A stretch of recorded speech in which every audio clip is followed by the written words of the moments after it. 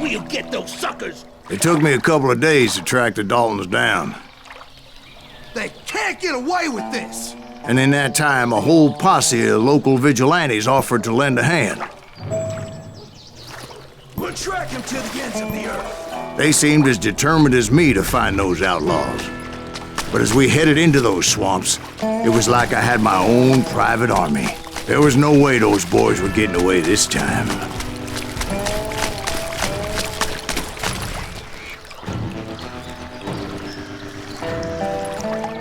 It was early fall, right? Beautiful time of year. At least you had the weather on your side. Not by my recollection. It was damp and foggy as hell.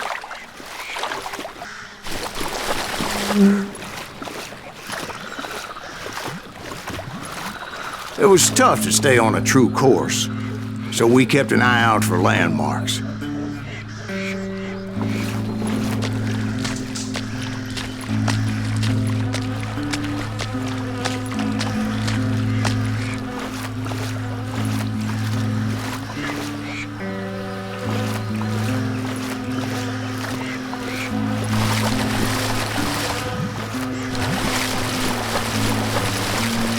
It was autumn.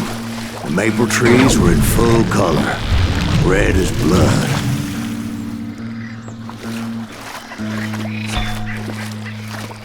The rains that year were torrential, so the whole area was flooded. The vigilantes had spread out wide, and pretty soon I couldn't see anybody.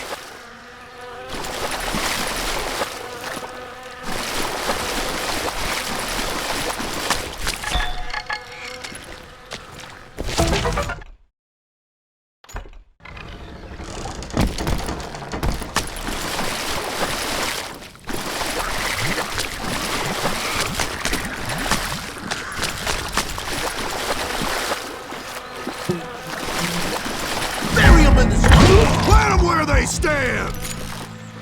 Except for some bitches ahead of me wanted to do me harm, so I had to face them alone.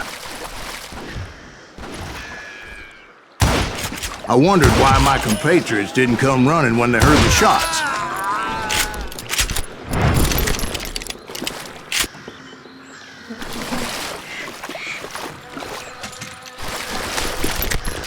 So did you find the Daltons? Not yet, but I did have the questionable pleasure of meeting a few of their friends.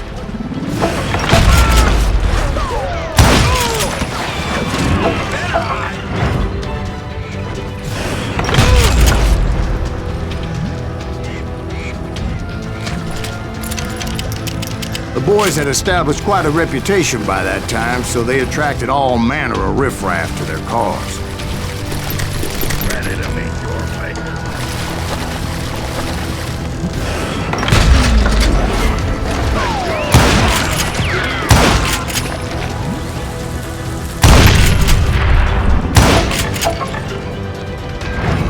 Shoot him in the head!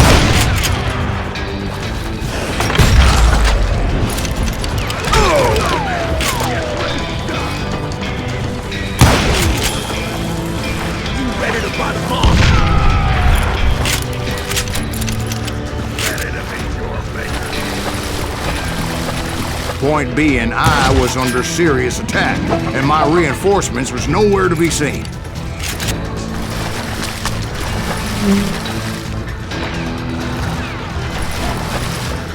Kill that goddamn bounty hunter!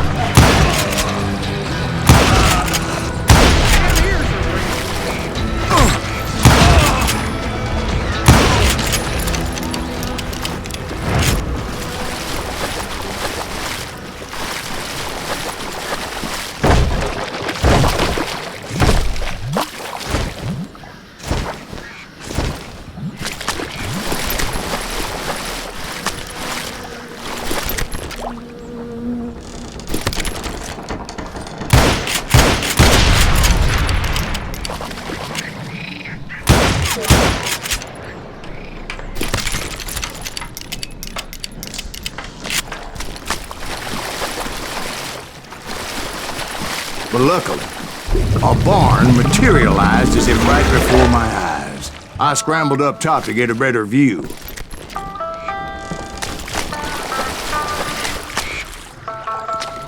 but just ended up falling inside. So, how did you get out? The barn doors was open. About right then, I saw some suspicious characters running for the bushes. Of course, I followed them. But that goddamn swamp was like a goddamn maze, and pretty soon I had no goddamn idea where I was. Steve? So I just started walking, and pretty soon...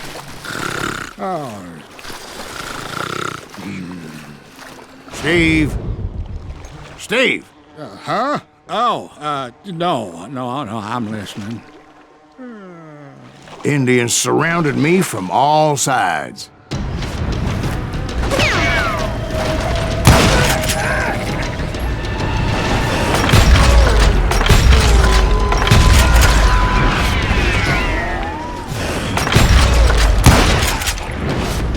Indians? There were Indians. No. I just wanted to make sure Steve was paying attention. Now, where was I? You were following the Daltons through a swamp? That's right. See, Steve? Dwight's paying attention. No, I'm listening. I was just resting my eyes. So, where was I? The Daltons. Right. See, there's a reason so many outlaw gangs are made up of brothers. Being a brother is a very sacred thing. It's a bond like no other. Bounty hunters! Stop that, son bitch! So did you ever find the damn Daltons? Not yet, but I did find a few of their cousins. You can breed like rabbits. More Smiths or Heimhoffers or who knows what. But hell, what's more important than family? I bet Ben knows what I'm talking about.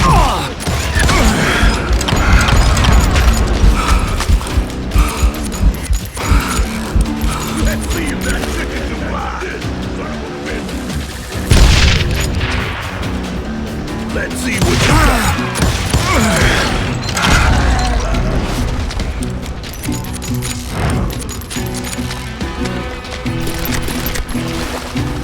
Somebody kill that son bitch! Now you're really pissing me off!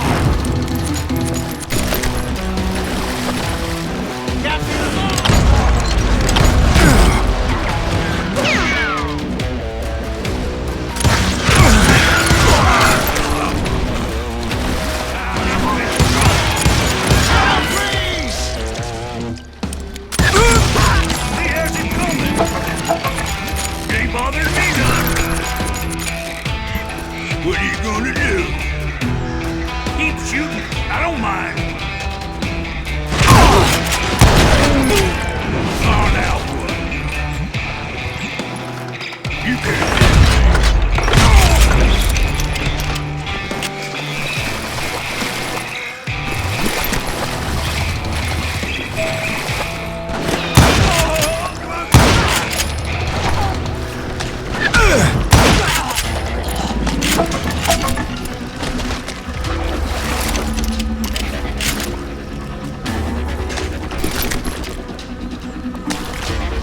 Can't believe you keep missing!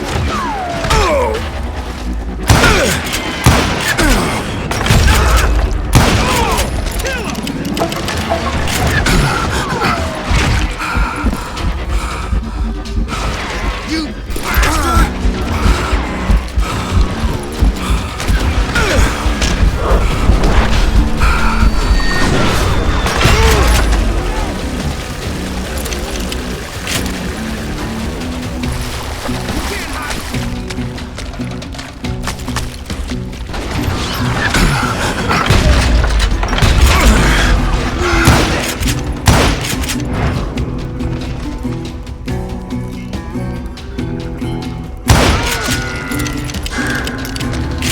You ain't seen the likes of me.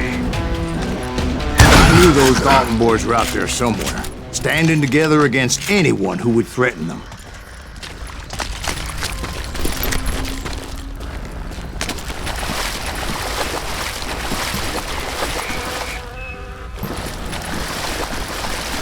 And that's when I saw it. A goddamn steamboat. A steamboat in a swamp? Yeah, Steve, but this wasn't much more than a wreck, really. But how'd a damn steamboat end up in the swamps? Guess it floated off during the flood of '89. Now, was it a stern wheeler or a side wheeler? What? Does that really make a difference, Steve? It was a steamboat with a goddamn army on board. It was in that a fusillade of bullets come raining down from on high. Those vigilantes who accompanied me weren't anywhere to be found. But among those men that were shooting at me, I thought I saw some familiar faces.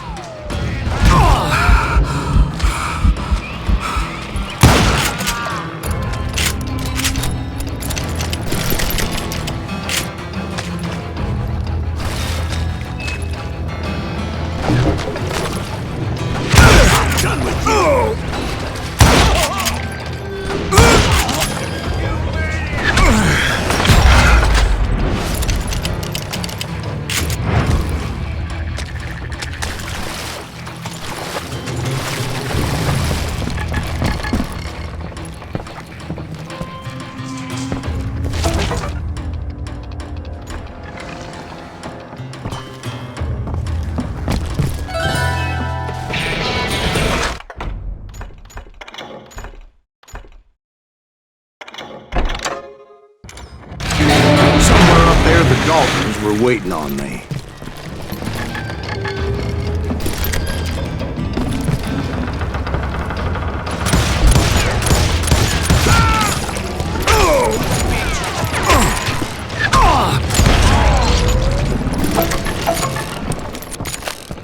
Sounds like you don't give up too easy.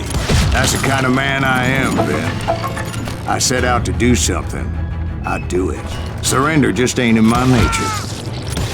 Plus, I'm stubborn as hell.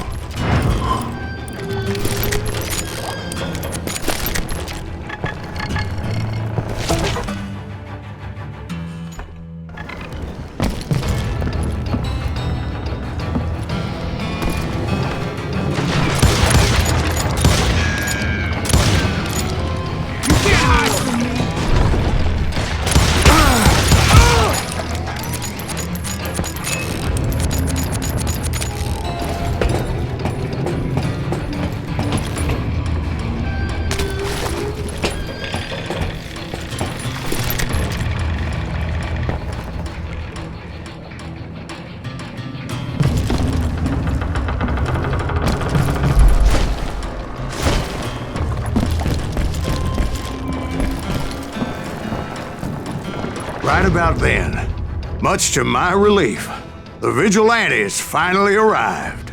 Their leader motioned at a cabin in the middle of the top deck, pointing me directly at the Daltons. I finally had them, after months of dogged pursuit.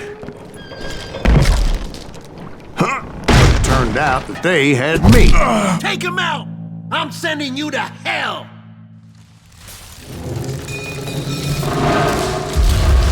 The Daltons had played me like a after fiddle. all, is it?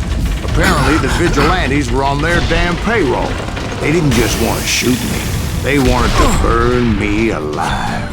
But finding my way out of a burning labyrinth proved to be quite a challenge. It was a riverboat, right? I mean, it's not like it was a goddamn ocean liner. Well, yeah, but I was in a Did you fight. hear about that ship that's gonna launch next year? Largest one in the world. We're talking about the Titanic.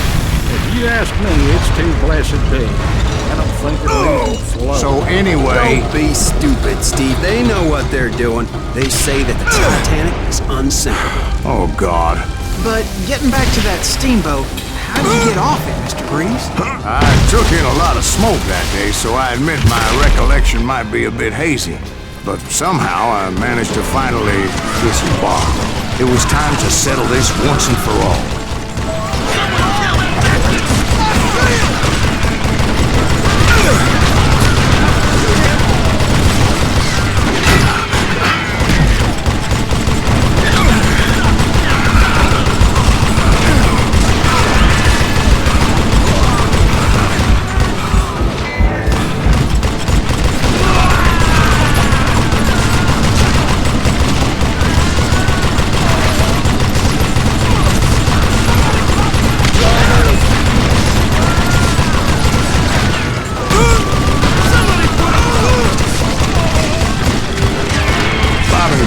weren't about to come at me one at a time.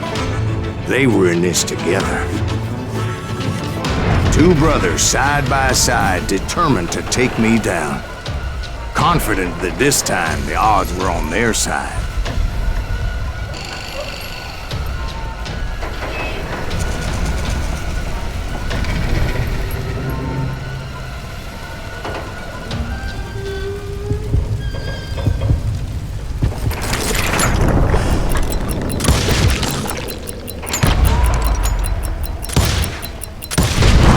They got it wrong.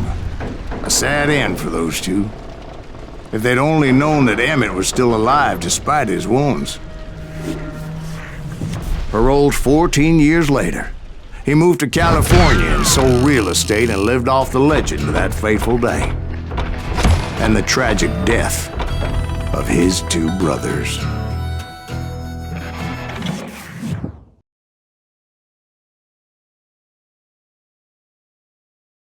My own brothers died tragically as well, truth be told.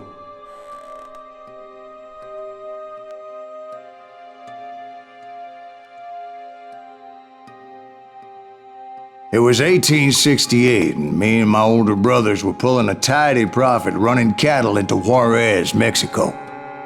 One night after my brothers retired for the evening, I found a little poker game in a cantina with a couple of cowboys.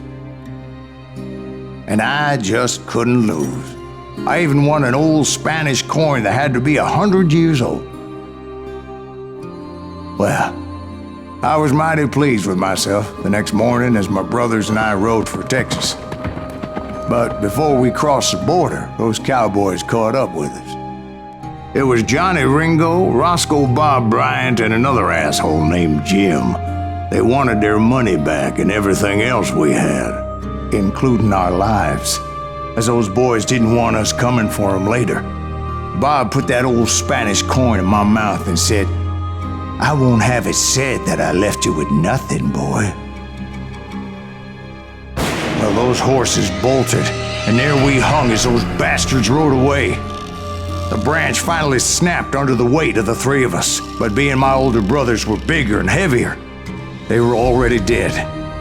And right then I swore to myself that I would avenge them. Ringo you know about. But Bob eluded me, until I heard he was riding with the Wild Bunch.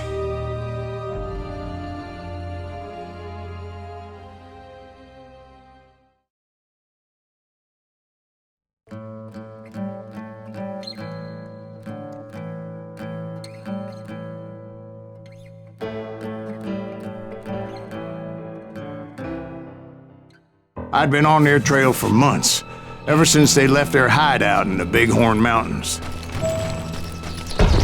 Led by Butch Cassidy, they were a loose association of outlaws who robbed banks and trains from Colorado to Montana. Among them was the Sundance Kid, and that murderous hombre I was tracking, Roscoe Bob Bryant. Were you a part of that giant Pinkerton posse after the Wild Bunch? No, boy. A circus like that would have slowed me down. Besides, I wanted Bryant all to myself. I'd heard about a large shipment of gold being transported to Wilcox, Wyoming on the Overland Flyer. I figured the Wild Bunch would likely hit such a treasure, and by God, I figured right. They blew the bridge with the intention of forcing the train to stop. Well, I assumed the Wild Bunch was likely in the still intact part of the train high above. I was determined to make that sumbitch Bob pay for what he did to my brothers.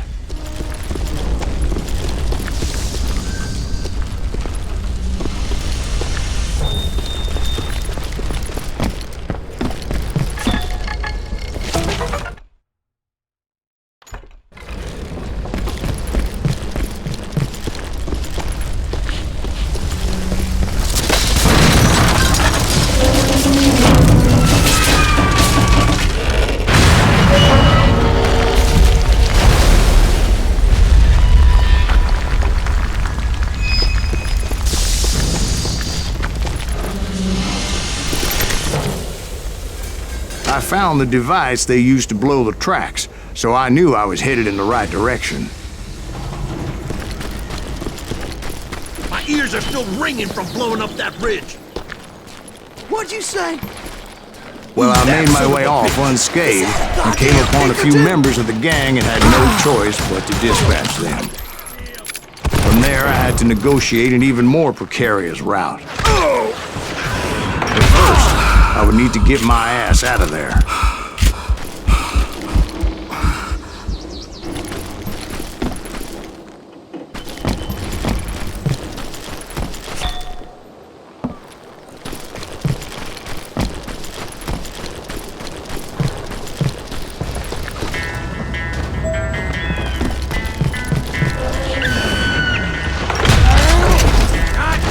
Jumped from the frying pan into the fire as the train was clearly fixing to fall.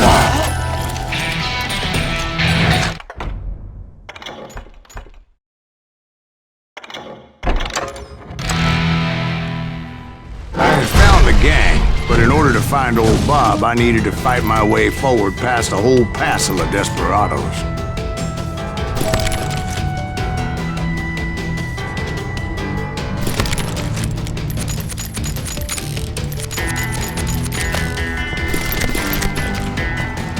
Outside, inside, any way I could, I made my way towards my prey.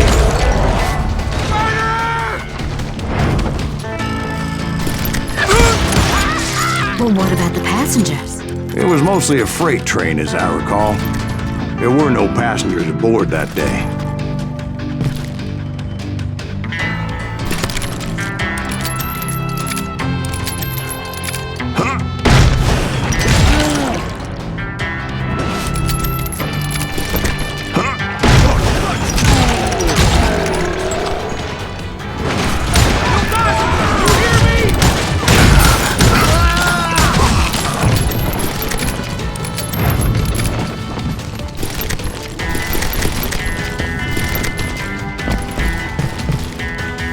As I mentioned before, I am not fond of heights, but I was too busy dodging bullets to worry about falling to my death.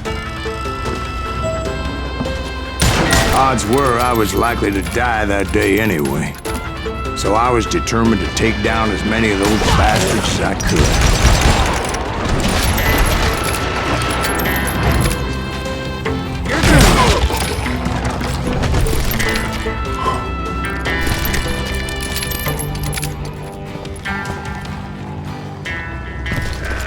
Times it was like shooting ducks in a shooting gallery. The only difference is these damn ducks shot back.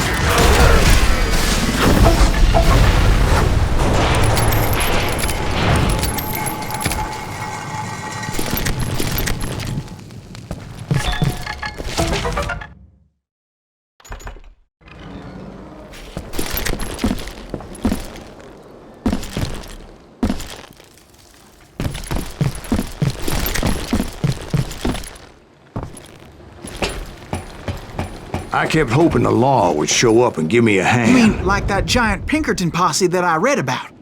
Did they come riding in, guns a-blazing to help?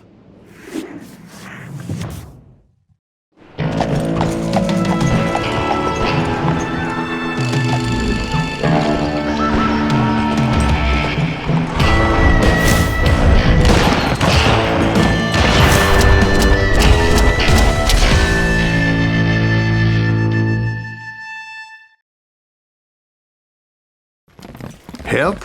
From the Pinkertons? No, son.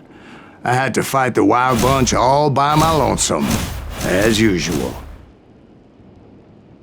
Who the hell is that?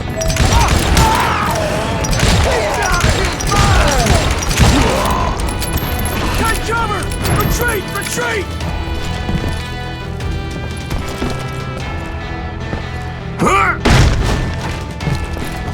He's killing everybody! Kill us all! Run!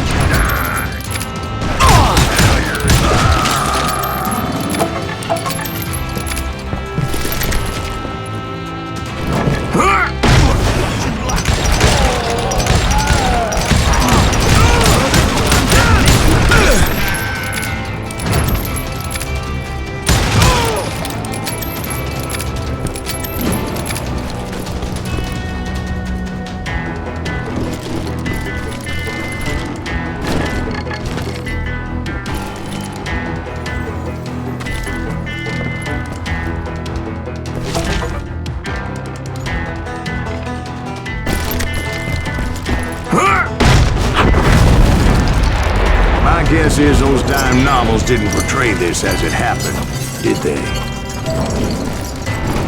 Only a few stragglers were left. I had to cut them down pronto if I was gonna stay on old Bob's trail.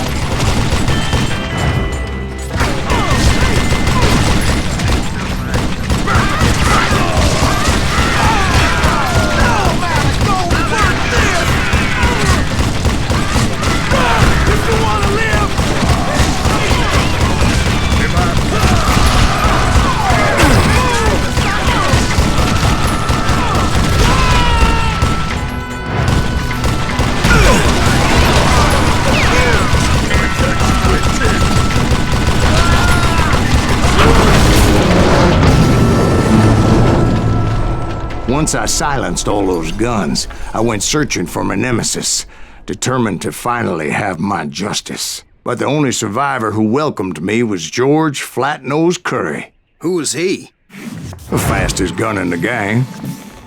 Right after Sundance, I mean. And Kid Curry, and maybe Elsie Lay. Though some folks might dispute that.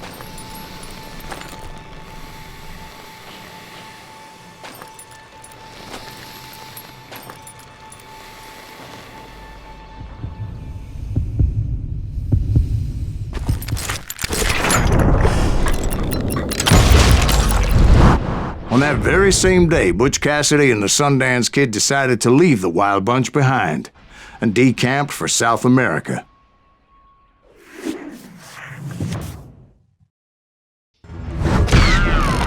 They ended up living down there for many years, but I'm sure you already know all about that.